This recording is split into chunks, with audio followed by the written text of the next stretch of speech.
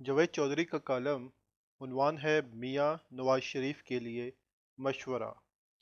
London के शुमाली zone में 20 जुलाई की रात 8:30 बजे एक और अफसोसनाक वाकया पेश आया। आबिद शेर अली और सुलेमान शहबाज अपनी फैमिली के साथ तुर्किश रेस्टोरेंट में खाना खाने गए। ये लंदन में ईद की रात थी। रेस्टोरेंट में एक और पाकिस्तानी फैमिली भी बैठी थी। दूसरी फैमिली के बुजुर्ग खातून ने जाते जाते आबिद शेर अली को मुखातिब किया और उन्हें बुरा भला कहने लगी। आबिद शेर अली ब्लड प्रेशर के मरीज है। ये खड़े हुए और दूसरी फैमिली को गालियां देना शुरू कर दी। जवाब में वो खानदान भी मैदान में गाली में कूद पड़ा और यूं तमाशा लग गया।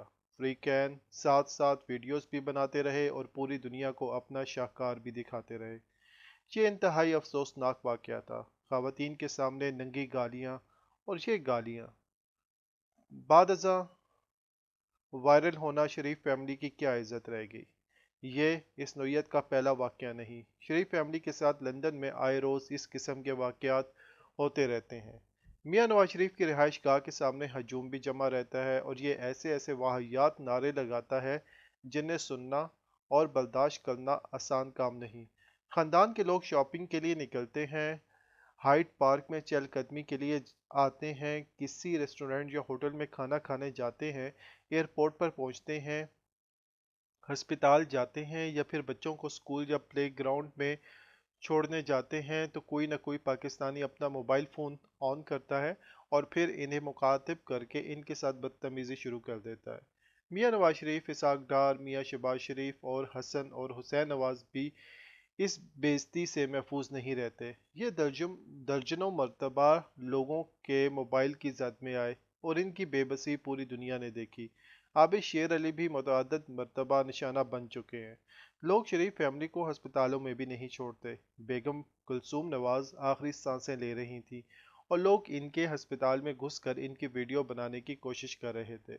मियां नवाज शरीफ के पोते और नवाज से हजूम से भिड़ गए और बात थाने तक पहुंच गई।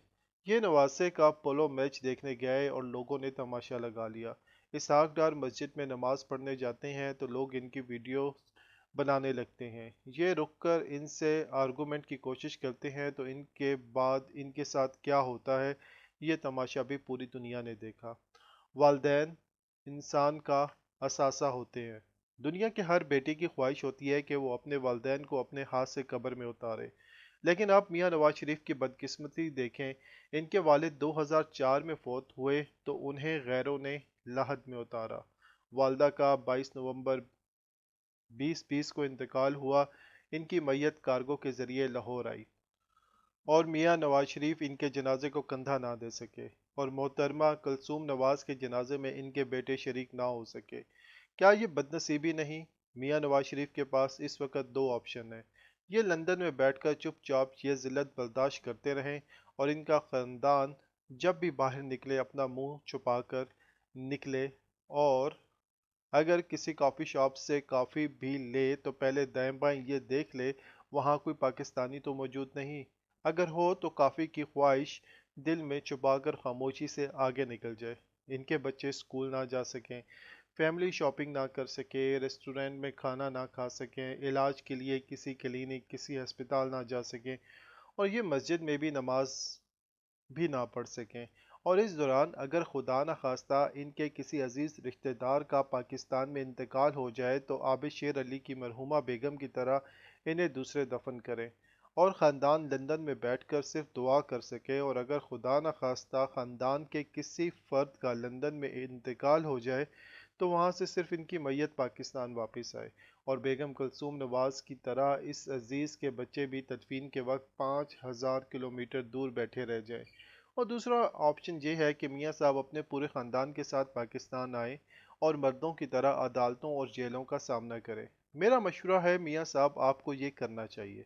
मुल्क आपका है, आपके इसमें लाखों चाहने वाले हैं। आपको जेल में भी वो सहूलतें हासिल थीं जो लोगों को अपने घरों में भी नहीं मिलती। आप जेल से अस्पताल भी जाते थे तो पूरे प्रोटोकॉल के साथ जाते थे और किसी शख्स को आपके घर या दफ्तर के सामने नारे लगाने या आपके ख़ानदान के साथ किसी रेस्टोरेंट में बदतमीज़ी की जुर्रत नहीं होती थी। लिहाजा آپ اگر عزت کے ساتھ زندگی گزارنا چاہتے ہیں تو پھر آپ سب کو ساتھ لے کر واپس آ جائیں، ورنہ خاندان کا جو فرد آپ کے ساتھ نہ آئے آپ اسے ہمیشہ ہمیشہ کے لیے آگ کر دیں۔ آپ ملک میں کھڑے ہو کر حالات کا مقابلہ کریں، آپ آخر بھگوڑے یا کرپٹ کے ٹائٹل کے ساتھ لندن میں کتنی دیر بیٹھ لیں گے؟ آپ آخر اپنی اور اپنے خاندان کی مزید کتنی بےعزتی کرانا چاہتے ہیں؟ آپ آخر مزید کتنی گالیاں کھائیں گے؟ دنیا میں پیسے، شہرت اور طاقت کو عزت کا باعث بننا چاہیے، وہ طاقت جس کے ساتھ بےعزتی ہو، وہ شہرت جس کے ساتھ آپ کسی ریسٹورنٹ، ایئرپورٹ یا پارک نہ جا سکیں، اور وہ پیسہ جسے آپ کو چھپانے اور بچانے کے لیے دوسری حکومتوں کی منتیں کرنی پڑے۔ اس دولت، اس طاقت اور اس شہرت کا کوئی فائدہ نہیں۔ کیا آپ تاریخ میں ہمیشہ کے لیے بھگوڑا یا کرپٹ بن کر زندہ رہنا چاہتے ہیں؟ آپ چاہتے ہیں دنیا جب بھی آپ کا نام لے تو وہ سہارتو، فرینڈڈ مارکوس، ثانی اباچا اور زین العابدین بن علی جیسے کرپٹ لیڈروں کے ساتھ لے؟ کیا آپ یہ چاہتے ہیں؟ پاکستان میں ذوالفقار علی بھٹو اور بے نظیر کی مثال بھی موجود ہے، اور جنرل یحییٰ خان اور جنرل پرویز مشرف کی بھی۔ ذوالفقار علی بھٹو جلا وطن ہونے کے بجائے پھانسی چڑھ گئے۔ بھٹو کے اس فیصلے نے آج تک انہیں اور پیپل پارٹی دونوں کو مرنے نہیں دیا۔ بھٹو آج بھی زندہ ہے، اسے کوئی عدالت، کوئی آمر مار سکا نہ وقت اس کا نشان مٹا سکا۔ اگر وہ بھی کمپرومائز کر لیتا اور شاہ فیصل، کرنل قذافی یا شاہ حسین کے پاس چلا جاتا تو وہ بھی باقی زندگی بزدلوں کی طرح گھر میں بیٹھا رہتا یا پھر ریسٹورنٹوں میں گالیاں کھاتا کھاتا مر جاتا۔ بے نظیر بھٹو بھی یہ جانتی تھی اور وہ پاکستان میں زندہ نہیں رہ سکے گی، مگر وہ اس کے باوجود واپس آئی۔ کراچی میں اس پر خودکش حملہ ہوا، 180 لوگ شہید ہوئے، لیکن وہ اس کے باوجود واپس نہیں گئی اور آخر میں خودکش حملے کا شکار ہو گئی۔ کیوں؟ کیونکہ وہ بھی جلا وطنی اور بزدلی کی زندگی نہیں گزارنا چاہتی تھی۔ یہ بھی مر کر امر ہو گئی، جبکہ اس کے مقابلے میں یحییٰ خان، جنرل پرویز مشرف نے حالات سے سمجھوتہ کر لیا۔ جنرل یحییٰ خان بالکونی میں بیٹھے بیٹھے مر گیا اور جنرل مشرف نے عدالتوں سے فرار ہو کر دبئی اور لندن میں پناہ لے لی اور زندہ لاش بن گئے۔ یہ بھی الگ ملک ہے میں رہ کر حالات اور مقدمات کا سامنا کرتے، لیڈروں کی طرح عدالتوں اور جیلیں برداشت کر لیتے تو آج شاید ان کا پروفائل مختلف ہوتا۔ یہ آج عمران خان کی جگہ بیٹھے ہوتے۔ لہٰذا میرا نواز شریف کو مشورہ ہے یہ واپس آئیں اور ملک کے اندر بھٹو بن جائیں یا بے نظیر بھٹو۔ لوگ ہیرو کی طرح ان کی تصویریں دیواروں پر لگائیں گے، یہ اپنی پارٹی کے ہر ورکر کی آنکھ میں بھی زندہ رہیں گے، لیکن یہ اگر لندن میں چھپ کر بیٹھے رہے تو یقین کریں یہ وہاں اور ان کی پارٹی یہاں ختم ہو جائے گی۔ موت کا ذائقہ دنیا کے ہر شخص کو چکھنا ہے، وہ لندن میں ہو، جدہ میں ہو، پھر پاکستان میں۔ موت آ کر رہتی ہے، لیکن عزت کے ساتھ زندگی کا ذائقہ ہر کسی کو نصیب نہیں ہوتا۔ اللہ تعالیٰ نے آپ کو عزت بھی دی ہے، اقتدار بھی اور دولت بھی۔ آپ اسے لندن میں کیوں برباد کر رہے ہیں؟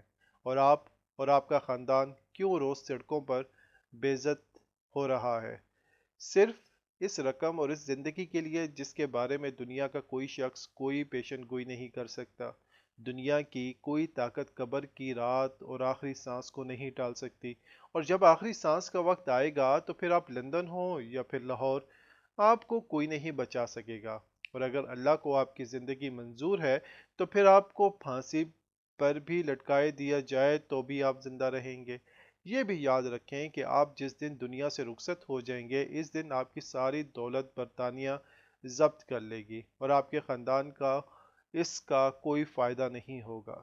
چنانچہ میاں صاحب عزت کے ساتھ زندگی گزاریں، آبرو کے ساتھ زندہ رہیں۔ آپ جو زندگی گزار رہے ہیں وہ زندگی کوئی زندگی نہیں، کوٹ لکھپت اس سے 1000 درجے بہتر ہے۔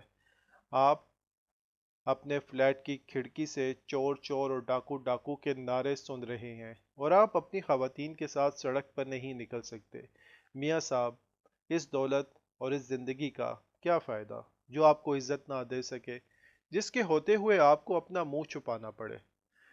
ملک میں تاریخ آپ کا انتظار کر رہی ہے، اسے مایوس نہ کریں اور اپنے خاندان کو فخر اور عزت سے محروم نہ کریں۔ یہ ذلت ہے، یہ آپ کے شان و شان نہیں۔